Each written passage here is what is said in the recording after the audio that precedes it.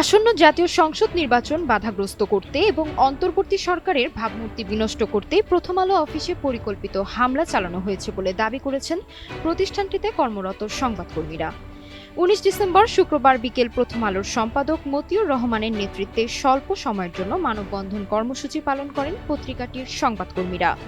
এ সময় দ্রুত সময়ের মধ্যে জড়িতদের বিচারের আওতায় আনার দাবি তোলেন তারা।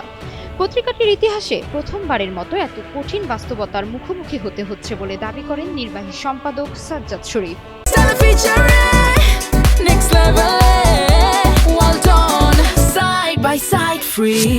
এদিকে ঢাকায় দৈনিক প্রথম আলো, ডেইলি স্টার পত্রিকার কার্যালয় ভাঙচুর, আগুন এবং সম্পাদক পরিষদের সভাপতি ও নিউজ সম্পাদক নুরুল কবিরকে হেনস্থার ঘটনাসহ সহিংসতা, ভীতি প্রদর্শন, অগ্নিসংযোগ এবং জানমাল ধ্বংসের সব কর্মকাণ্ডকে দৃঢ় ও দ্ব্যর্থহীনভাবে নিন্দা জানিয়েছেন সরকার।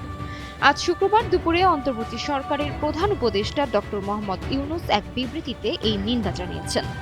প্রধান উপদেষ্টার এক ফেসবুক পোস্টে বলা হয়, সরকারের পক্ষ থেকে বাংলাদেশের সব নাগরিককে আহ্বান জানানো হচ্ছে কয়েকজন বিচ্ছিন্ন উগ্র গোষ্ঠীর দ্বারা সংগঠিত সব প্রকার সহিংসতার বিরুদ্ধে দৃঢ়তার সঙ্গে সতর্ক থাকুন। আমরা সহিংসতা, ভীতি প্রদর্শন, অগ্নিসংযোগ এবং জানমাল ধ্বংসের সব কর্মকাণ্ডকে দৃঢ়ভাবে ও দ্ব্যর্থহীনভাবে নিন্দা জানাই।